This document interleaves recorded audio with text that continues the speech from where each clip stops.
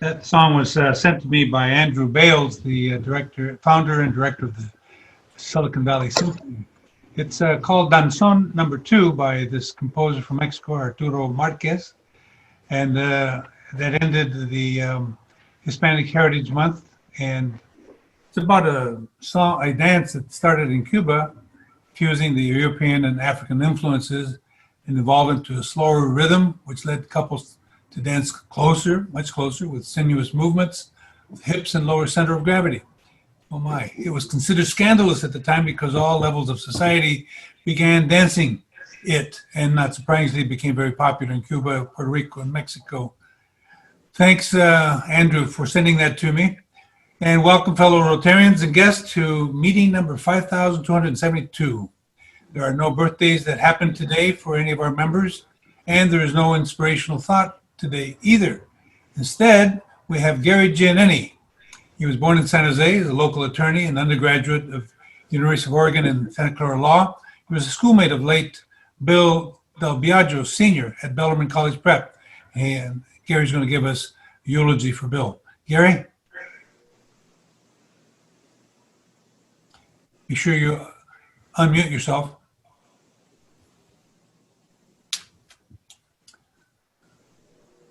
I know he was with us before the program started. He's there, but he just turned off his video instead of No, I think, am I okay now? Yeah. Can you hear me? Yes, go ahead. Okay, but perfect. Turn back on your video. Oh. Well, okay. Okay.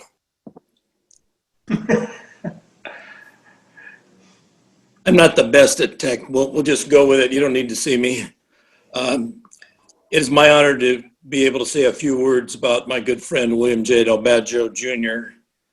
Bill was born and raised in San Jose. He graduated from St. Patrick's Grammar School and Bellarmine College Preparatory. At Bellarmine, Bill was a class and student body officer all 4 years. He was a star football player and the valedictorian for his 1958 graduating class. Bill received a scholarship to play football at the USC. However, after one semester, he transferred to the University of Oregon to play for the legendary Oregon coach, Leonard Casanova. Bill played 3 years of varsity football at Oregon, culminating in an Oregon victory in the Liberty Bowl in 1962. While at Oregon, Bill was a member of the Sigma Chi fraternity and my roommate in the Sigma Chi house for 3 years.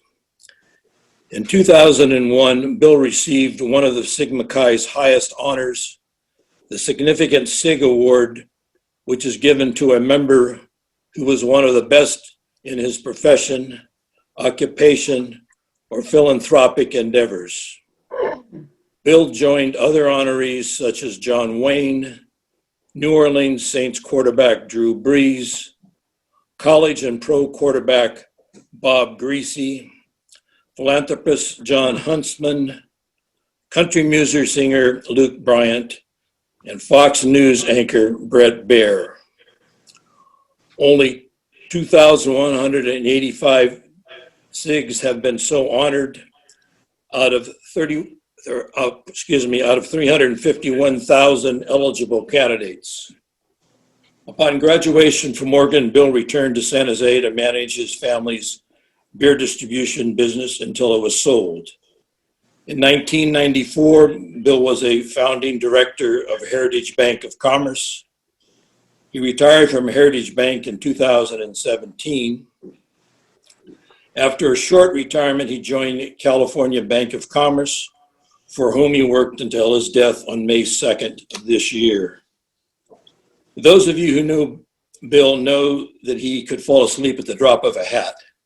In 1965, Bill and some of his friends went to Hawaii for a vacation. On one of his days at the beach, Bill met a beautiful and vivacious young lady whom he invited to dinner that night.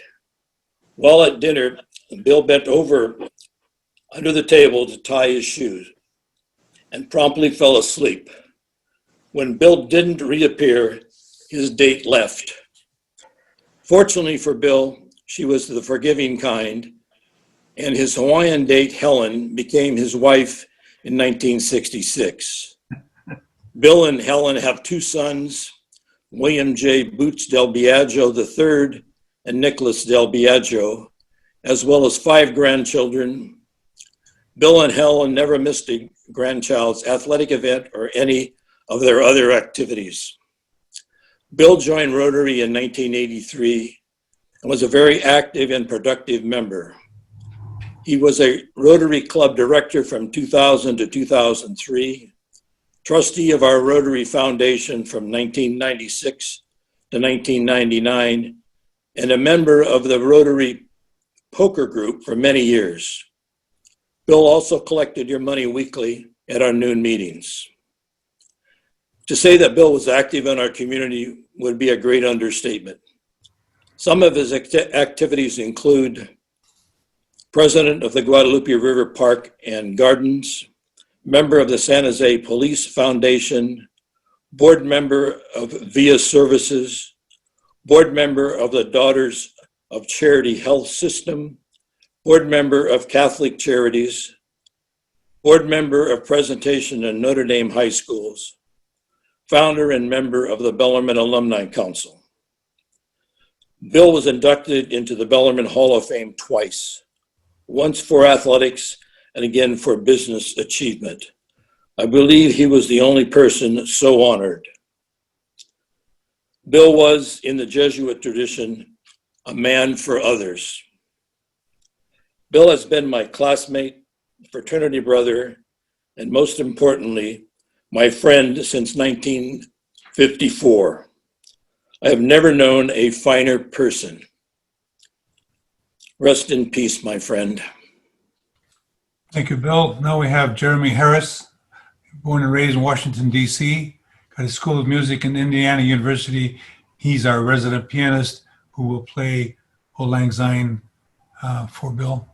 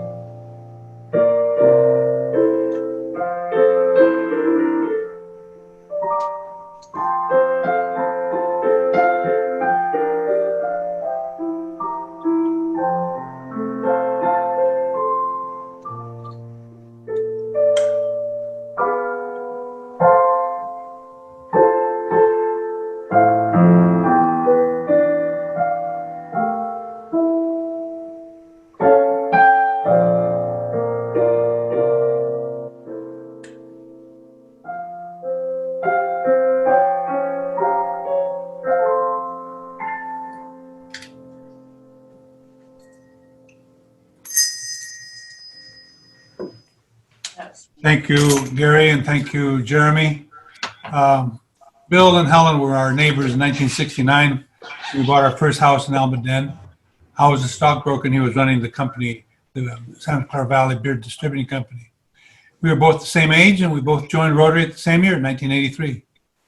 And when I left Bocardo in 1993, he was the only banker who would give me a line of credit, even though I had done well, but I didn't have an established independent income stream. But Bill was a great guy. And I'm still with Heritage Bank and I bought the stock because of Bill. Yeah, he was a wonderful, wonderful guy. Next, we've got Katherine Thompkinson, born in Honolulu, University of Hawaii Psychology, master's at San Jose State. She's a lobbyist and co-chair of the Military Care Committee. She'll give us an update. Katherine?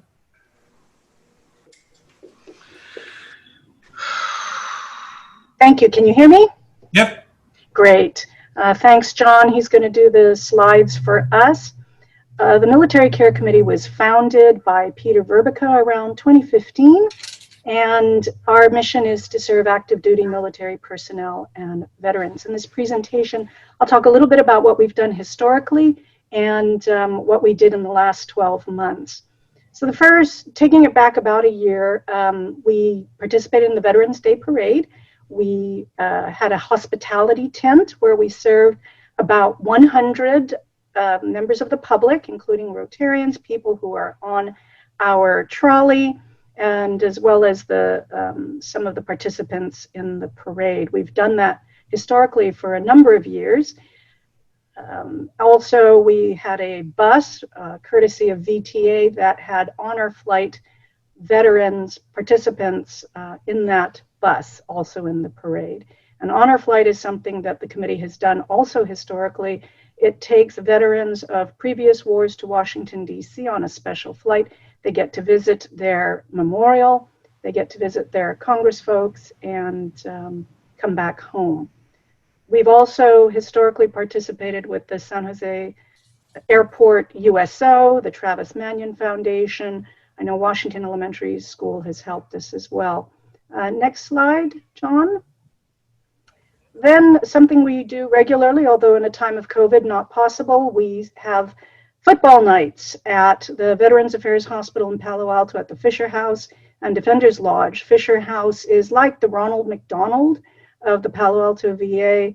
It houses families of veterans who are in care at the hospital. And the Defenders Lodge is owned by the Veterans Affairs, and it houses outpatients who are actual veterans awaiting treatment, therapies, or surgery at the hospital. And so if there was a Raiders night or a 49ers night, we brought pizza and fed the folks. And these are photos from the Christmas party we did last year. We had over 40 volunteers, including some of the veterans from San Jose State University, helping us cart meals over to the Defenders Lodge, feeding the families of the participants, the guests at Fisher Lodge.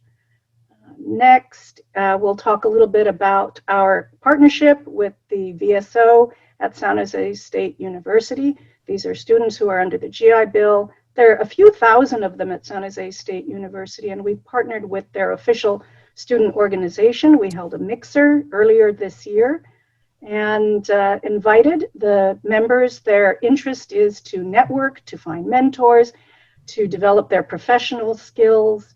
So we hosted a mixer at the Capitol Club. There were about 40 of us. Karen was there. She, on behalf of the club, and said a few words. We had great opportunities to connect. Our relationship with VSO is relatively new. It started early last year. We partnered with movie premieres, and one of our members, Rosemary Van Laer, is with the San Jose Library, the MLK Junior Library, and they've been doing a number of programs with them as well. National Day of Service was September 11th. We did a letter writing campaign. And then finally, John, we are currently in the throes of a, grab and go.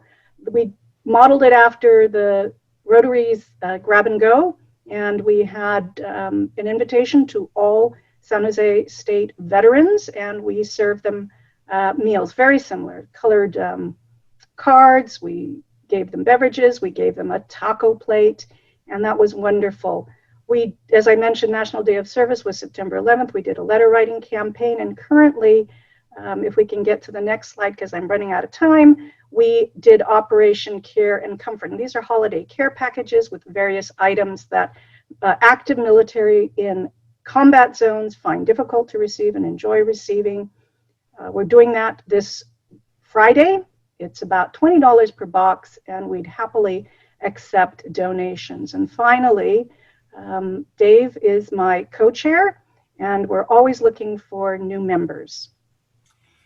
Thank you, Catherine. Thank you very much. Now we have a new member sponsored by Dr. Karen Philbrick, Irma Garcia with the Mineta Transportation Institute as Communications and Operations Manager.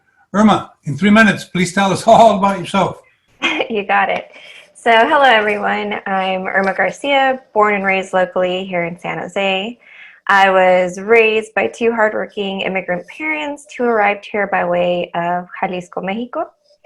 My mother worked on the line in the old canneries, taking the night shift so she could be home with me and my 3 siblings during the day. And my father worked his way up from a dishwasher in way too many kitchens to now owning 2 restaurants and a few rental properties, also here in San Jose. as a result of his early investments, I learned the value of a dollar working on a 1957 National Cash Register. I also attended Oak Grove High School and was an avid member of the Southside, now Levin Boys and Girls Club. I'm a Spartan twice, more like 3 times over. I recently received my MA in English, and I was also working on campus in several different departments to make ends meet. And now I serve as the Communications and Operations Manager at the Minetta Transportation Institute. Thank you to my sponsor, Dr. Karen Philbrick. And in my personal time, I'm an avid reader, currently working on book 49 of my 52-book goal for 2020. And I get plenty of outdoor time, at least 6 days a week, running, biking, or hiking, as well as occasionally pulling my senior Labrador Retriever Cosmo around on a wagon because he can't quite get around like he used to. And I'm blessed with a wonderful and diverse network of friends and family that are a great reminder of how far San Jose has come, as well as how far it still has to go. I'm truly looking forward to reciprocal opportunities that uplift the extended community, and hopefully not too far in the future to in-person events across the board. My dancing feet and my passport have been woefully underutilized. And with that, I'm going to turn it back to you, Fernando. Thank you very much, Irma, and welcome to the club. We hope that as soon as we get to meet in person, you'll be pleased that you did. All right, next we've got a new presentation for a blue badge for Julia Casto. Her sponsor was Randy Zeckman. She's born in Colorado, arrived in California on 9/11/2001. Hell of a date. Fine arts degree from Lewis and Clark College, one of the most competitive private colleges in the country. She's a self-employed artist. She'll tackle any form of art, but prefers drawing or charcoal and pastels. She's got a new puppy that she rescued recently, and we would normally give her a standing ovation, but a Zoom wave will have to do for now. So congratulations, Julia. We're very pleased that you're able to make the strenuous trip to the blue badge. And next, we've got some time here to tell you that World Polio Day is October 24th. We are trying to eliminate this dread disease. It's only the second one in history. Polio cases have decreased by 99% since 1988, and now we only have 22 reported cases in 2017. 2 of the 3 wild polio viruses have been eradicated, and now we are almost through with Pakistan and Afghanistan. Don't forget that we have a Thanksgiving program. They're still looking for individuals to spend some time telling us why you're grateful to be here in San Jose at this time in our country. And next week will be the fine opportunities. So call Gay Crawford with your good news. If you missed last week's presentation of the Artist Awards, do yourself a favor and watch it on YouTube. You can call us if you need the address. And you know, we sponsor a Cub Scout troop in Pack, and they're selling popcorn. So look for them and see if you can help them out. If you need some social time with your fellow Rotarians, Linda Gold and Dave Sandretto host conversations via Zoom on Fridays at noon. So see the club directory to contact Linda. Here's something for all of you U.S. For San Jose State grads. After 13 years in San Francisco, yesterday, Men's Normal School celebrated 150 years since it was moved to San Jose in 1870, where it established norms, that's where they get the normal, for teaching standards which transformed public education and set the model for the training of teachers. Its name was eventually changed to San Jose State University. It's the oldest public university in California and the founding campus in the California State University system. So congratulations to all us Spartans in our alma mater. Don't forget, type out your questions in the chat box for Rod Diridon, who is going to introduce our program speaker. Rod, of course, is a past club president, 2009, 2010. He's former county supervisor. He's a retired CEO of Minetta Transportation Institute. He's also my mentor. So, Rod, please introduce our program speaker. Thank you, President Carl and President Fernando. And Carl, I assume you're on the line with us and ready to go. And so I'll begin. Let me take just a minute to share a very unique human being. Carl was Executive Vice President is now Executive Vice President for Global Governmental Affairs and Policy for Bloom Industries, for Bloom Energy. He's working on making clean, reliable energy available to everyone in the world. Sounds like you ought to be a member of our Rotary Climate Action Committee. He's was 24 years as CEO of the Silicon Valley Leadership Group, where he set new standards for excellence. And the last 3 governors have appointed him to the Transportation Commission for the state, on which he has served 4 terms now and is in his 4th. Both parties, by the way, you'll notice. Before that time, he was on the staff, executive member of the Governmental Affairs Department of Hewlett-Packard, and the Central Valley Assembly member Orestio Reyes' staff back right after he got out of college, right after Carl got out of college. Carl's a real champion of transportation and housing. He's chaired 5 different transportation taxes, hands-on chairman, by the way, I'll stress there, that he had to win by 2/3 each, and he won all of them. He has also chaired housing programs both locally and statewide, and set up the Housing Trust for Silicon Valley that has now housed over 30,000 needy folks in affordable homes. Carl's a good Italian boy in that he grew up born and raised in San Jose, BA in political science, San Jose State, go Spartans. He's a distinguished alumni of San Jose State and has many, many other very top awards from both the local and national level. He is married to Leslie Guardino, and they live with their 2 daughters and a son in Monteserino. The 2 of them run marathons, triathlons, duathlons, and so on. In their spare time, they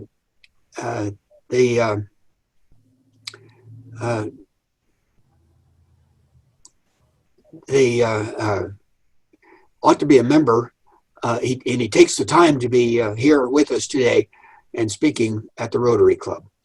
Welcome, please, my friend, Carl Guardino.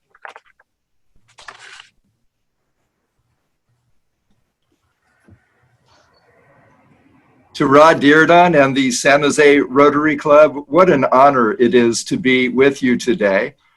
In a Zoom world that we've all been living in during shelter in place for 215 days now, I always ask, can you hear me? Yep. So whether you want to hear me or not, you can hear me.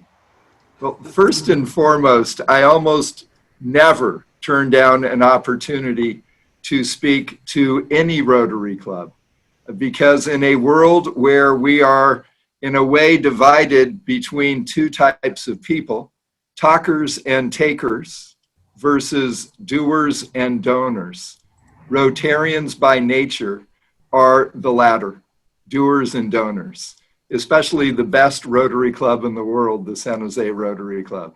So I'm honored to be with you today. Thanks for this opportunity to share for a few moments on a theme that I was asked to address, and then my favorite part, to engage in a meaningful conversation with you. And I understand that John is in the driver's seat and will help me to pass slides so that we can have this conversation both audio and visual. Let's jump right in. The theme that I was asked to speak about were the challenges facing primarily our region and state, but it also includes our nation, which I have entitled Building Our Future in Broken Times. Before we move to the next foil, however, I'm going to ask us all to do something. And you can stay seated as I am so that we can still see each other, or you can stand up if you'd like. But with every organization that I've had the pleasure to try to provide servant leadership, I try to always have three characteristics with me. One is to set stretch goals. Two is to build bridges. And three is to reach down to lift others up. So we're going to do that together. You can stand or you can stay seated. And so we're going to start with stretch goals. So please join me with both hands if you can, stretching as high as you can, extending your fingertips, because we set stretch goals by reaching up. Second, we reach across to build bridges with each other. So if you could do the same, reach and stretch those fingers to build bridges rather than burn them down. And then finally, and I will stand for this one, being cognizant at 59 years old not to throw out my back, we reach down so that we can lift up others who are not nearly as blessed as most of the Rotarians on this call. Reach up, build bridges, reach down. By the way, you're welcome. You've just burned 3 calories of your lunch today. With that, as a theme, let's advance to the next slide. As I think of building bridges, I often think of Benjamin Franklin and his comment during the Revolutionary War. As different as some of the leaders were at that time and after the formation of our country, that he tried to share this philosophy. We must indeed all hang together, or most assuredly, we shall all hang separately. It was a reminder from the formation of our union that we are a united states, not a divided set of states. Next slide, please. And nothing brings us together more than working together to build relationships of trust in a meaningful way. And when I think of the challenges, especially facing our region, but also our state, but with characteristics facing our country, I've long called those the issues. The, T-H-E-E, being an acronym for T, for transportation and traffic, H, for housing and homelessness, E for education and the workforce, and the second E for energy and the environment. And when I think of the Bay Area, I see these as dominant issues pre, during, and post-pandemic. Next slide, please. We'll start with that T in transportation and traffic. And I'd better get this right in a virtual room that includes my mentor on transportation, Rod Diridon Sr.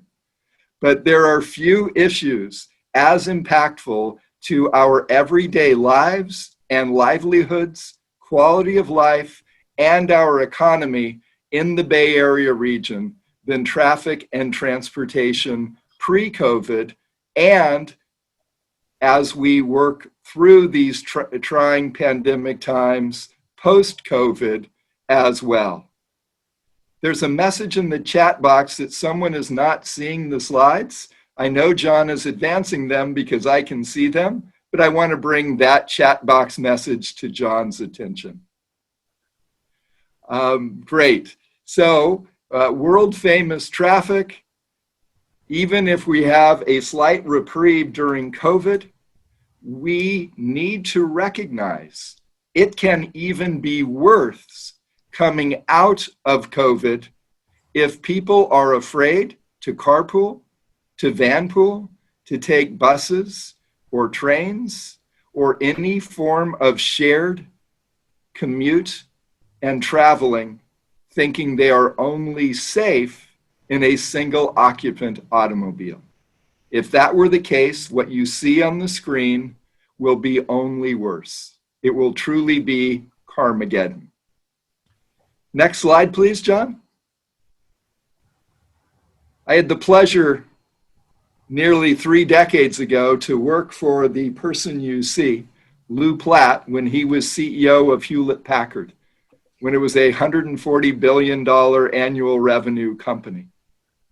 And Lou, who was company focused but community minded, graciously chaired a transportation ballot measure that I was leading on HP's behalf with the Silicon Valley Leadership Group on loan as an employee of HP for a countywide transportation ballot measure. Lou was my finance chair. And he embedded this quote from the author Samuel Johnson in me. My friend, rid yourself of the word cannot. Picture the year, 2008. We'd been working on one of those ballot initiative campaigns for 2 years, putting together in what was at the time we started, one of the strongest economies our nation had ever seen. All the winds were in our direction for a successful election, even with the 2/3 voter requirement. I think we all remember in September of that year, when the financial crisis fell on our nation and our globe like a building collapsing. And our polling went from the high 60s to 60 to 62%, 45 days from Election Day. And I'll never forget a call from our pollster as I was walking in to give a speech on a Saturday in Palo Alto. He called me as I was about to take the steps to speak and said, Carl, we're polling at 62%. Gird yourself that we are going to lose. I caught my breath. I said, Jim, we're going to win. I'll call you back in 30 minutes after this speech and we'll figure out together how we are going to do so. Mindset matters. Rid yourself of the word cannot. Rotarians know this better than almost anyone. If we were stopped by all the cannot people in our lives, we would not ever accomplish anything. Let me tell you about the conclusion of that particular campaign in 2008 to have the funds to operate and maintain the BART extension into Silicon Valley. Election day came and went. 4 more weeks passed as they counted every absentee and provisional ballot. And after nearly 750,000 votes cast, with a threshold of 66.67%, we were successful with 66.78%. We won what everyone said we could not by 0.11 of 1% of the vote, 2,250 vote margin, 750,000 votes cast. Rotarians, rid ourselves of the word cannot. Next slide, please. We were told not to move forward this year as well on a measure that many of us have been working on for 9 years, and that is to have a permanent revenue stream for Caltrain commuter rail service. And the picture you're seeing, 1863, is Caltrain. It has been in continuous operation since Abraham Lincoln was president of the United States. And I'm going to say no to the rumor that is not Rod standing in front of the train. Would love it to be. No, he would be driving the train. But the effort, pre-COVID ridership of 65,000 weekday passenger trips, jammed in each direction, AM, PM, north and south, is to build that system to triple the ridership from 65,000 pre-COVID to 180,000 weekday passenger trips post-COVID. Think of the relief on 101, 280, El Camino Real, and surface streets if we had 3x the ridership sitting on Caltrain cars rather than on stalled cars on those roadways. Move on to the next slide, please. By the way, that measure on the ballot, no matter how you vote, is RR, appropriately, for railroad. The next slide of the issues is housing and homelessness. And I picked this picture intentionally because it captures not only housing, but housing near transit and the importance of appropriate land use so that we add housing without exacerbating other challenges. So what is the challenge we face in the Golden State? We're 2 million homes short of a jobs to worker balance. We need roughly 200,000 new homes every year in a state that barely produces 80,000 new homes a year. We have not met our annual housing need based on our population in 3 decades, 1990. And people wonder why our home costs are so high and why our housing challenge is so deep. If we can move to the next slide, please. A friend and mentor, Craig Barrett, the former chairman and CEO of Intel, sitting in his study one night, he shared a quote from the first modern day woman head of state for a country on the continent of Africa, Ellen Johnson Sirleaf, who said, if your dreams don't scare you, they are not big enough. This helped Craig and I, who was on the board when I was at the Silicon Valley Leadership Group, 20 years ago, launch what is called Housing Trust Silicon Valley. And the goal of that trust was to have voluntary contributions to match public and private sector dollars to help folks who need homes that are safe and affordable for their individual circumstances, broadly in 3 categories: those who are homeless or at risk of becoming so, those who need an affordable rental home, and those who would like the American dream of buying a home. Those 3 categories of the spectrum.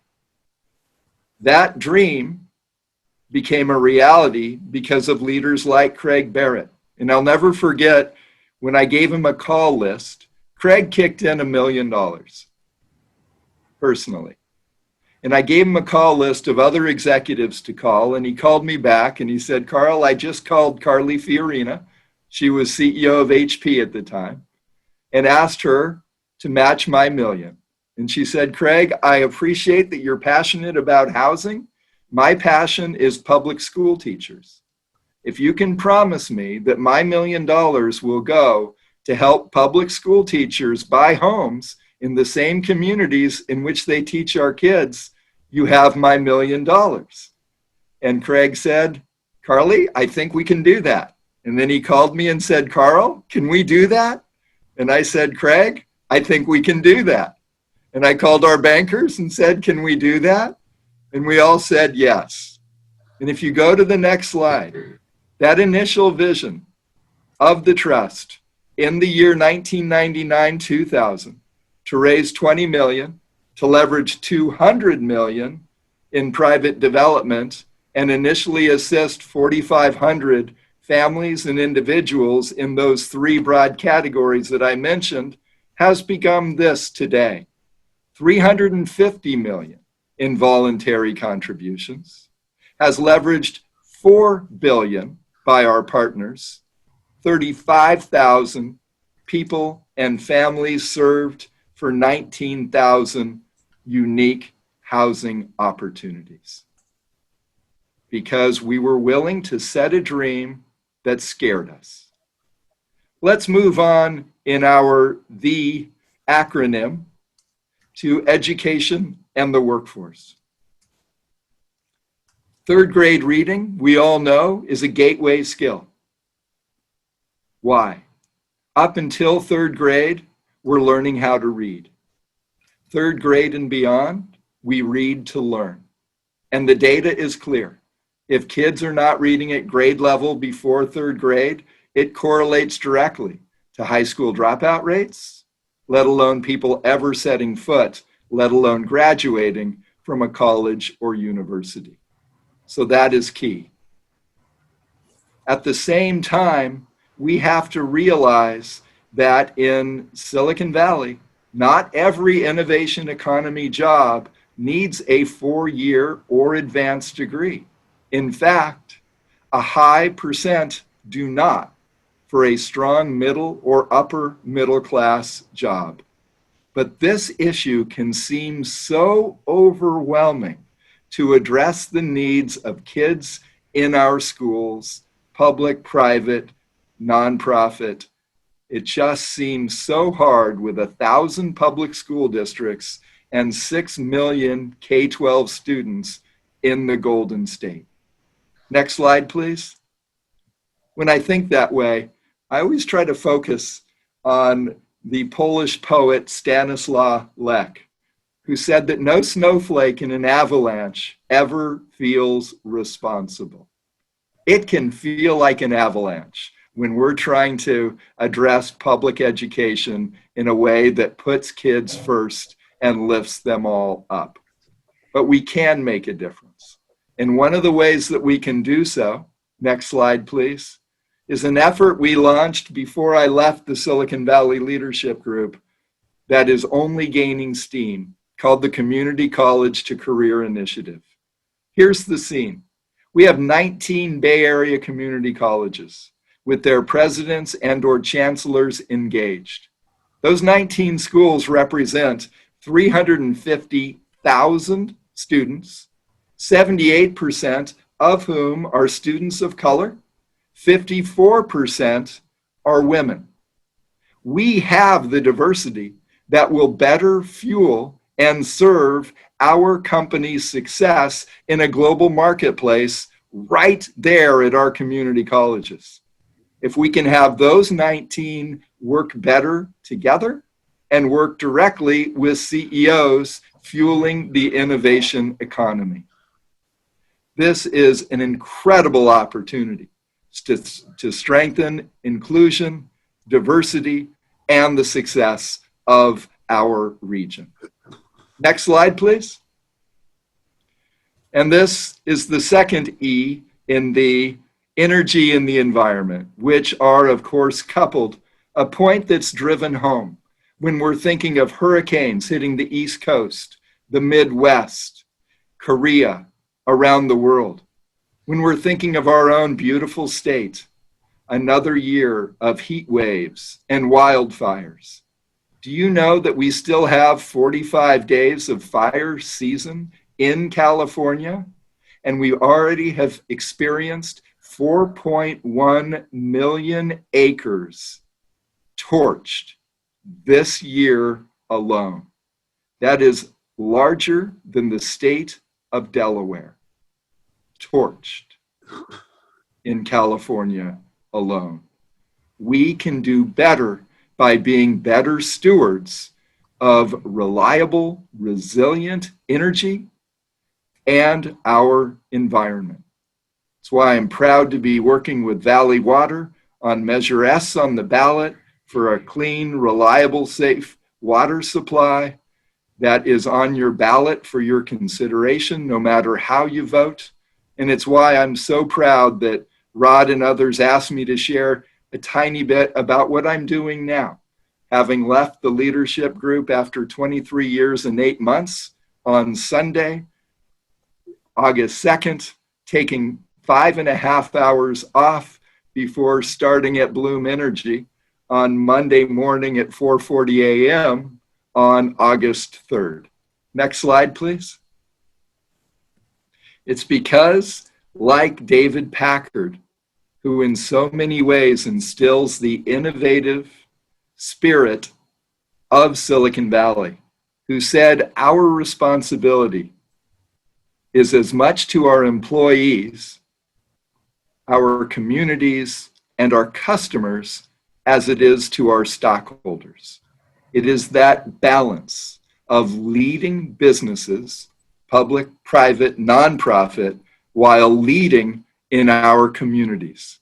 It fits Rotary Club's goal and mission so well, and it needs to be applied more broadly here in the Bay Area and beyond. Next slide. If I may mention my new role, a newly created position at Bloom Energy, Executive Vice President of Global Government Affairs and Policy, with a mission by our visionary founder, K.R. Sridhar, who is literally a rocket scientist, who was working on the Mars mission with NASA as a rocket scientist and professor from the University of Arizona on how do we have oxygen for life support and propulsion on Mars. And he reversed the technology on how we can apply that on Earth to have more reliable, resilient, clean energy that's affordable to everyone on the planet. Well, that mission is inspiring, but the pandemic has made it essential. And I'm just going to go from an air quality perspective because our technology at Bloom eliminates 99.9% of NOx, SOx, and particulate matter. Think smog. Think local air pollution. Because we don't use combustion, it is completely 99.9% eliminated. So this is a picture of a iconic structure in India where our founder was born and raised in an agricultural village. The air quality in May of 2018 and the air quality April of 2020 during COVID. Let's bring it closer to home. John, next slide. This is Los Angeles. May of 2018 air quality, April of 2020 air quality. We can do so much better. This pandemic has been awful. 220,000 American lives lost, 8 million American lives impacted by contracting COVID. Yet let's look for those bright lights, and one is the improvement in air quality that we must maintain past COVID and that we're trying to do at Bloom Energy. Next slide. Next slide. The key message again is that we build bridges rather than tear them down. I firmly believe that Silicon Valley is better together. As unique, as diverse as we are, and that's a strength, we can be better like a jigsaw puzzle when we come together to form with our own unique characteristics in part, a beautiful painting of what our region, state, and nation can be. And it's why I'm so honored to share with you today at the San Jose Rotary Club. Now, I believe that was timed at precisely 21 minutes. John, I hope I was a good steward of our time and that we'll have a chance for some conversation. Thank you all for letting me join you. Carl, thank you for being here and sharing your very valuable time.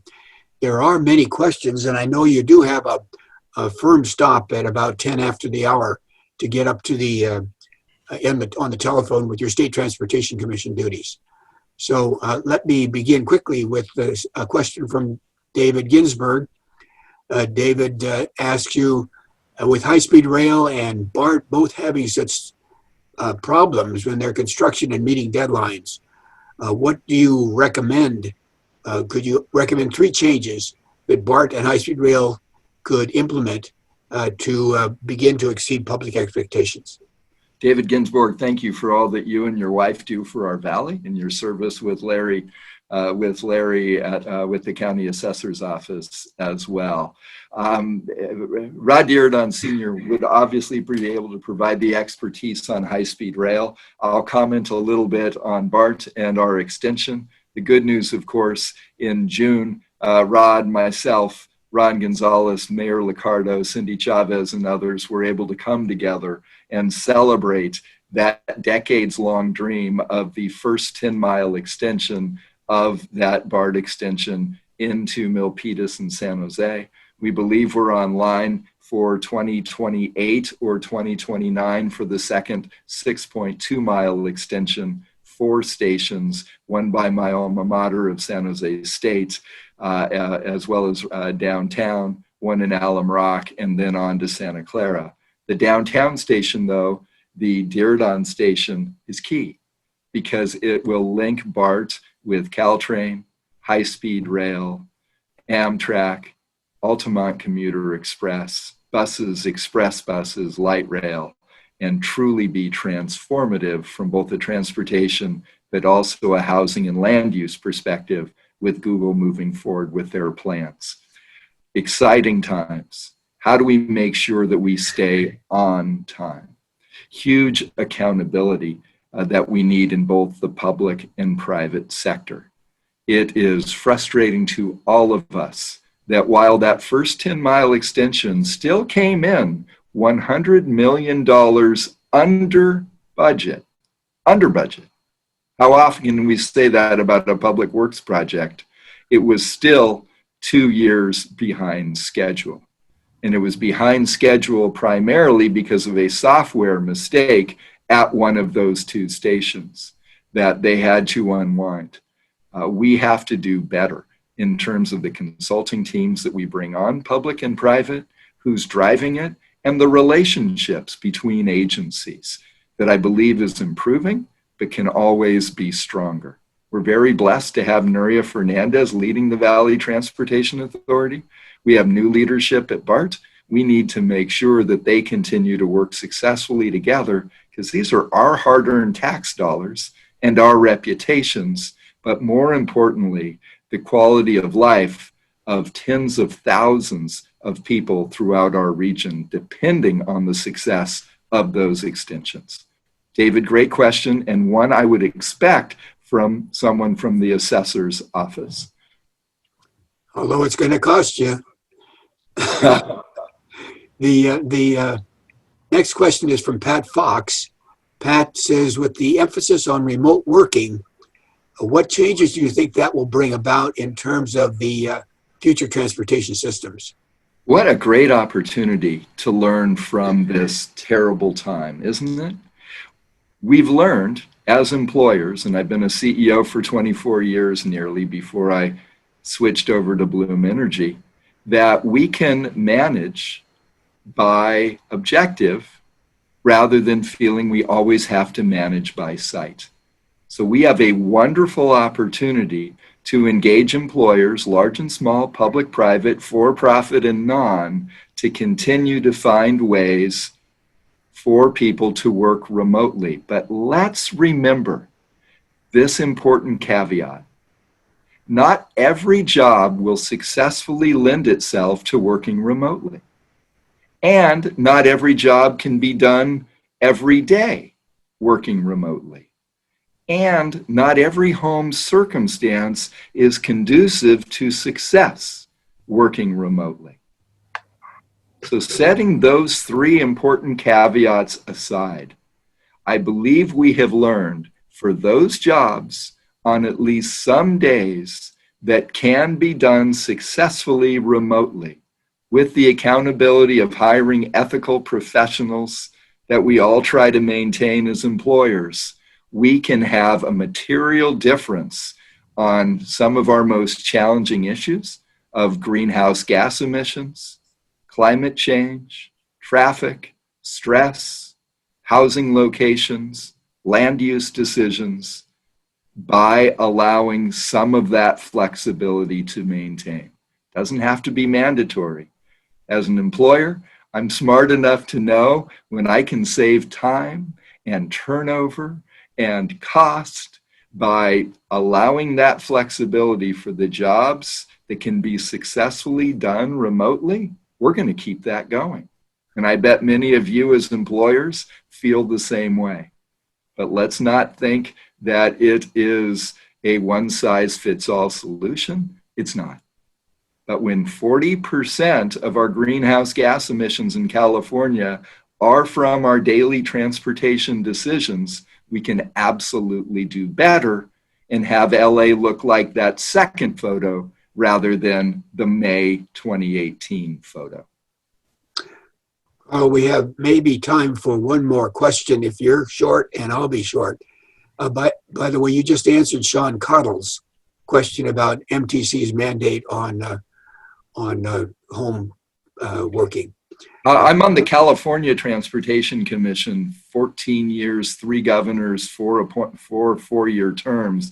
And forgive me, that's why I do have to stay on time and exit in a couple of minutes, because we have votes today. We allocate and program about $15 billion a year in transportation funds. So I'm not familiar with what MTC may be doing on this. You've already answered the question. Oh, okay. May I interrupt because I know you have to leave, Carl, and I wanted to make sure that you knew that we wanted to thank you for coming to talk to us today, and that you should know that we are planting 46 shade trees in East San Jose to combat heat islands, climate change, and improve our neighborhoods with their beauty and with the providing habitat for birds and animals and insects. So thank you so much, and our best to you and Leslie in your new adventure. I know you have to leave. We appreciate it. I would have liked to have had you stay later, but maybe some other time. Fernando, I would be honored. And for all that you and your family, the legacy you've created of stewardship and community engagement, you humble me.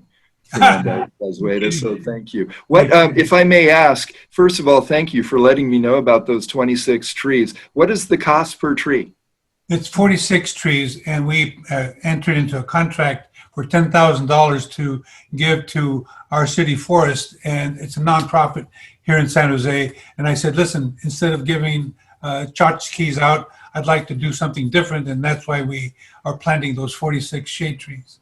46, okay. Well, if you can put me down for whatever the equivalent is of 10 more trees, Leslie and I would love to walk beside you and make sure that we plant as many of those as possible. And to all of you, thank you for planting seeds of unity and community that Rotarians do so well. I'm honored and humbled to be with you today, and so sorry that I have to end right on time for California Transportation Commission business.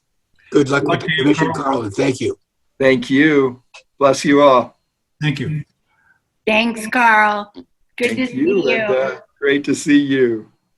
Thank Well, you. amigos, that is Carl Guardino, famed former chief of the Silicon Valley Leadership Group.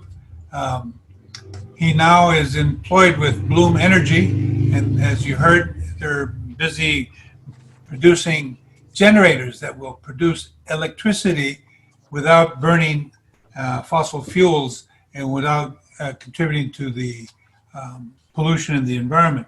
It's an exciting venture that he's in, and it was a brave thing for him to do, to leave such a vaunted position to take on a new challenge. So with that, I think we could end the meeting early and leave it open in case people want to chat online. So how's that sound? Pretty good. Next week, we've got Rick Young. He's an investigative producer who works with PBS and has produced about a dozen frontline documentary series since early in the 1990s. And he will speak on how the plastic industry has used recycling to sell more plastic. So, to paraphrase my favorite immigrant governor, hasta la vista, Rotarians, this Zoom meeting stands adjourned.